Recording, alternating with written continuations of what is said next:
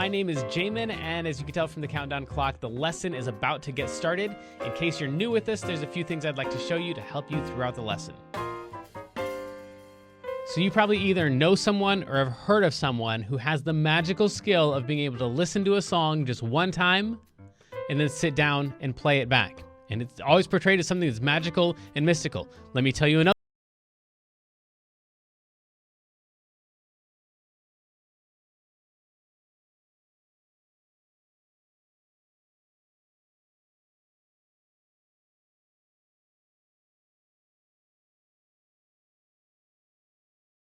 With music, those people are just listening to it going, okay, yeah, it's that thing and then that thing, and then yeah, it goes to that thing. They can sit down and just recreate the sounds. That's what transcribing is going to do for you. So these lessons are going to take a look at the melody. We're going to figure out what are the notes, the individual notes that are being sung, what are the chords, all the band, what are they doing back behind it, and then lastly we'll be doing the scribing part of transcribing, where we actually write it out in sheet music. So this is a totally learnable skill. So if you stick around for enough of these transcribing lessons, someday someone will be telling that magical and mystical tale about you. These lessons are always guided and shaped by your questions, and if you're live with us today, there's a couple different ways you can do that. One is in the public live chat, and the other is the Ask Jamin a Question button, where you can ask me a question privately, and I won't share your identity in case you're afraid that your question is stupid. But it's not. If you're in the archives, though, then just open up the survey. At the end of that, there's a place where you can ask your question. I will say I frequently get questions from students in the archives watching a lesson from 6 months ago, and I have no idea what they're talking about. So please try to be as specific as possible.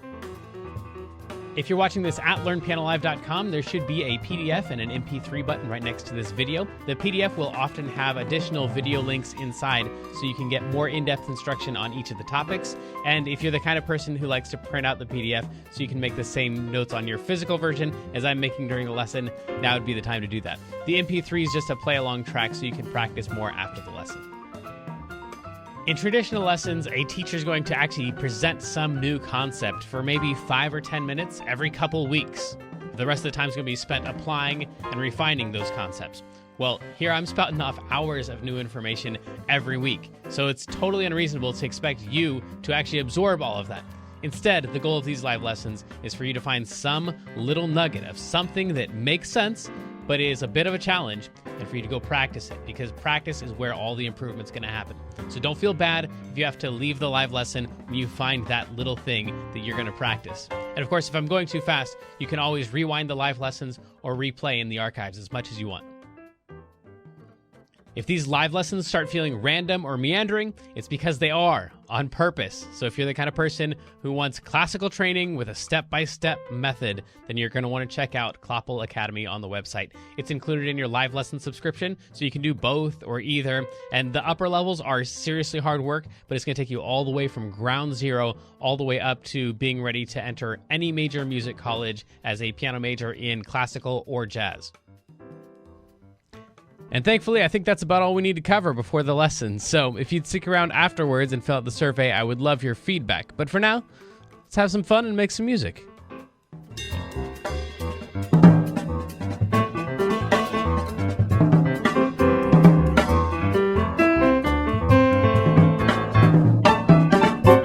Welcome back, everybody, to LearnPianoLive.com. My name is Jamin, and of course, moderating the chat is Kendra. Hey! Hey, how's it going? It's going great. How are you? Good. See, like that. Right. What? Huh? That's the thing right there.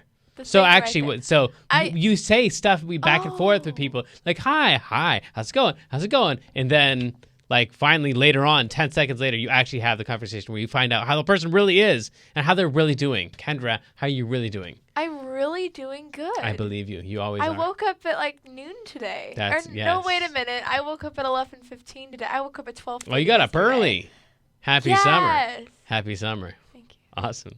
Well, today we're supposed to be transcribing the song Dancing in the Moonlight, and I got a feeling that all the censors are going to hate me with copyright stuff here, but if you're on the website, that shouldn't be a problem because there is no more educational purpose than teaching you about this song. So let's jump into this thing here. The song sounds a little something like this, in case you haven't heard it before or you've only heard the remix versions.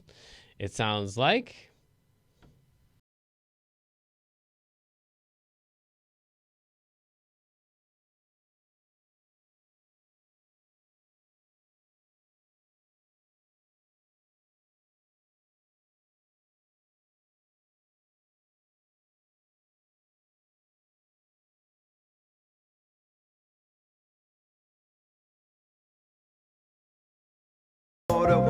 Okay, so you either know that song or you don't. We're not going to listen to the whole thing here, but we are going to try to find out what in the world the notes are for this thing. So we're just going to do a note inventory. I'm going to pick some random note.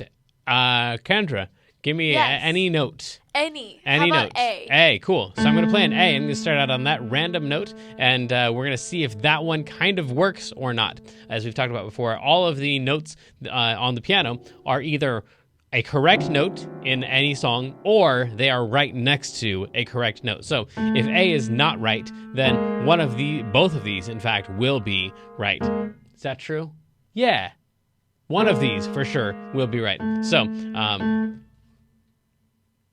yes, that is true. So we're either going to hit a note that's going to sound reasonably decent, or we're going to have the answer to other notes that are going to sound great. So let's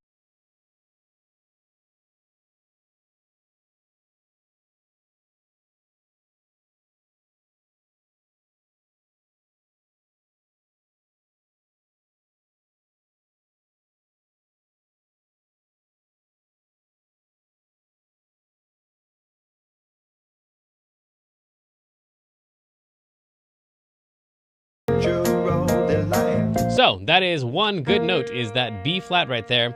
And I'm really not digging that A very much at all. But that B flat sounds pretty good. And I've got a feeling that A flat is also going to sound pretty good right there. So this is just, again, random notes and then testing them out in the song. We're going to try that. Since I like the B flat most, I'm going to try the A flat and the B flat together. And you can start this on any note, and it'll work to get your note inventory. We're going for 7.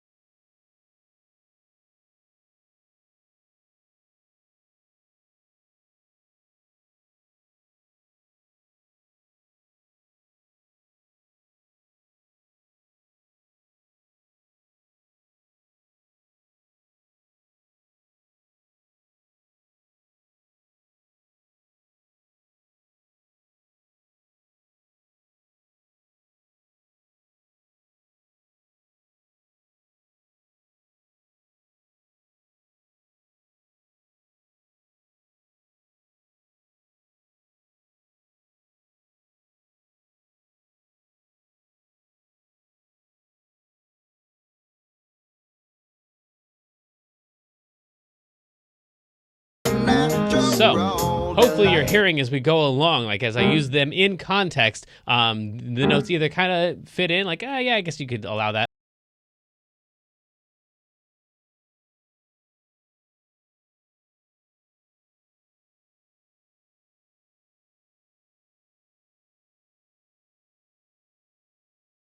To do this thing. So then we're going to go with up or down. I guess we'll go all down for right now. So we know it's not G flat, which means automatically that we know that it's F.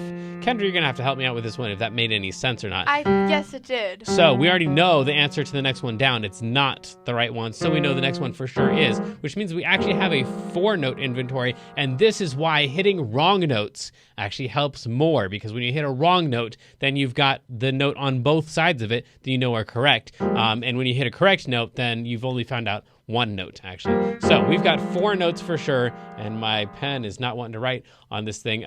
So we've got F and G and A flat and B flat so far. We need 3 more notes. This time I'm going to start going up, just because we've been going down a lot, from B flat, A flat, G, F. Let's find a couple more notes that could work in here.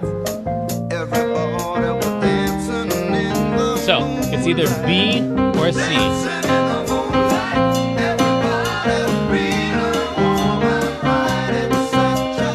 B. So I'm hoping again that these are all like the wrong ones should sound super wrong. The right ones, yes. I'm sorry, but I have a question. Yeah. When you were playing from B flat down, throw your face in there anytime you're talking. Sorry. Yeah, okay. no, the people yes, want to I can see throw you.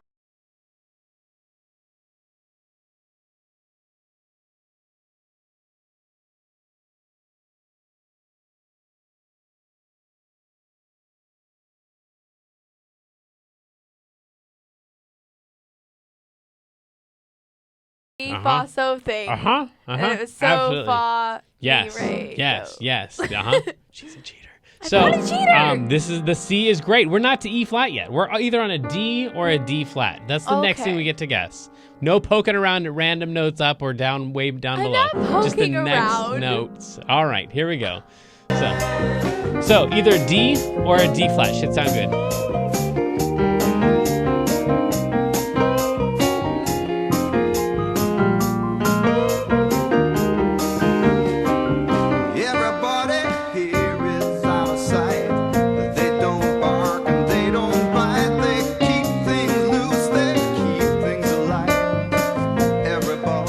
And this is a difficult number in the scale because I already know what scale we're in from listening to these notes so far. And also in this song, the song is kind of bluesy. So the wrong note, D flat, actually sounds better in this song than the correct note, which is D. But I'm going to go ahead and give you this answer. The D is the right note here that we should be having up there. And Kendra is right. The E flat is the one up above that. And surprise, surprise, we've got 7 notes, because we've got the C and the D and now the E flat or the D sharp. So now with F, G, A flat, B flat, C, D, E flat, and then repeating that same pattern, we're gonna just try to go up and down until we find some resting place.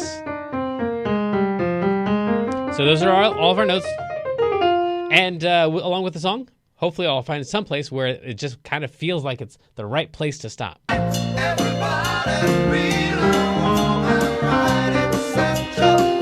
Going straight through the notes.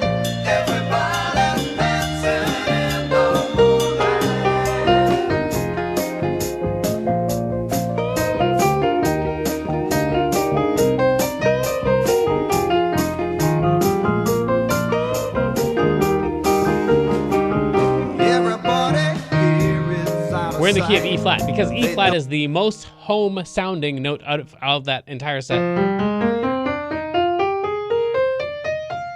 When we're coming down, E flat feels like it's the right place to stop. But there are other ways to do this as well. So if you want to just go by the black notes, you could say, well, we've got 4 black notes, and the 4 black notes that we have are A flat, B flat, and I'm sorry, we have 3 black notes. The 3 black notes that we have are A flat, B flat, and E flat. And if we have A flat, B flat, and E flat, and only A flat, B flat, and E flat, we are in the key of E flat. Cool. The other way to do it is to take a look at this thing and say, well, we've got 3 flats. So if we were going based on the circle of fifths on the flat side, which one is at 3 o'clock on the flat side? And that is E flat. There's not time enough to go into the hour and a half or 2 hours it would take to go explain the circle of fifths or to show you why all of this is true. But those 2 graphs will definitely give you the right answers, or you can just go by ear like we did at the beginning if those 2 things didn't make sense. But now we know all of the correct notes that we want to use. They are these ones right here: E flat, F, G, A flat, B flat, C, and D. That's the key that we're in. And now we can finally go about the task of trying to figure out what the melody is, as soon as we also, I guess, do a little bit of counting here. So first, time signature. There are important pulses that we should feel throughout the...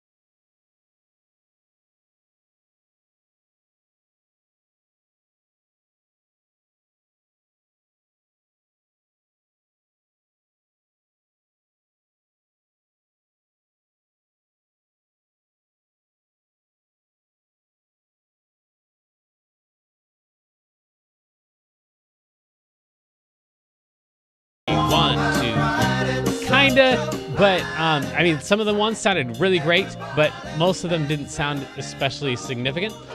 Let's try it again, this time with a 4. 1, 2, 3, 4, 1, 2, 3, 4, 1, 2, 3, 4, 1, 2, 3,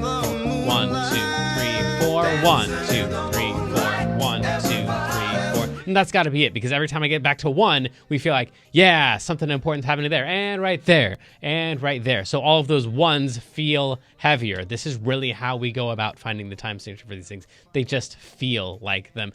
By the way, like 95% of music is going to be in 4/4 time, so we could almost fill this in ahead of time without doing all that counting junk, but occasionally you'll run into a 3/4 or a 6/8 or something, and then some of you are asking what in the world that thing is for. I know we counted a 4, but what's the second 4 of 4? Well, you're going to have to click on that thing right there to find out what the stupid number in a time signature is about. And the last thing is beats per minute. We need a time for this. So you're going to need a metronome, and again, kind of like we did with our note inventory, we're just going to play it at any random rhythm and see if this feels about like the song. Ba ba ba ba da ba ba ba ba ba ba. It feels a little bit slow, so we're gonna speed it up a little bit. Ba ba ba da ba. Ooh. Ba ba ba da ba da ba da da da da. That's probably a little bit fast. So somewhere in this range right over here, this is, by the way, I just Googled metronome. This is Google's metronome here. So this feels right-ish, but it's been a while since I heard the song, so let's go back to and listen to the song. And we should...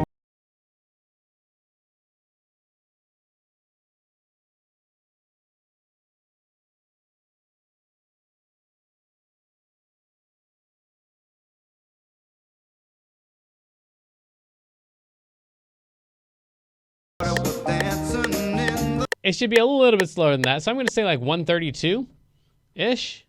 That was 136 right there. So a little bit lower than 136. Maybe the 130 range would be the appropriate tempo for this thing. So we're in 4/4 time at 130 beats per minute. We've got all of the notes of the scale, and then we need to actually write in the numbers for the melody. This is the part that most people are able to do at least a little bit. So now that you know that these are the right notes, we're in the key of E flat, picking out the notes that you would sing.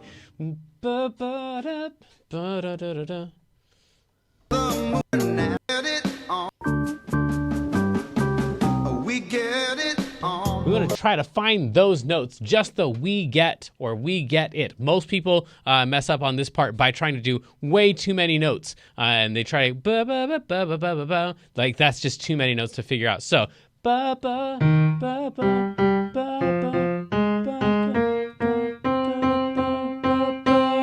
That one right there, that would be a number 6 for us in the key of E flat. Are you able to go to the key of E flat for us, so you can show us what the numbers are?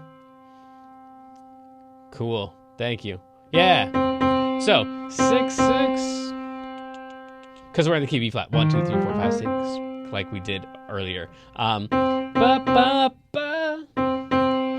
ba ba ba. That's a 1 up there. All.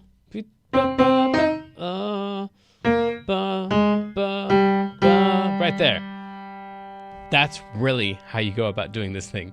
You sing it out, you take the notes that you have, and you start guessing around until it's exactly right. You take it a note at a time instead of taking a phrase at a time, and eventually you'll have the whole entire song down. And eventually too, like at this point, a 6 to me honestly sounds like a 6. Like I'm trying to fake here, like I don't know what the notes are, but as soon as I hear the note, like the 6s sound like 6s and the 3s sound like 3s and the 1s sound like 1s. So if you do this stuff enough with the method that I'm showing you here, then eventually they'll just, you know. Every night, and when that moon gets so big and bright, it's supernatural delight. Everybody was dancing in the moonlight. Like those just sound like those notes. Not the letters per se. I don't have perfect pitch like Kendra does, but the numbers sound like the numbers. If I'm familiar with the key of E flat, then I can tell what they are. So I would write these in by doing this, and now I'm going to go over to this really old program called Publisher, where I make all of your handouts, and I'm going to show you what I would do to give this to you. It would be 6 most I don't know if that's visible there, if that's too small. There we go. I'll try to zoom in more here. There we go.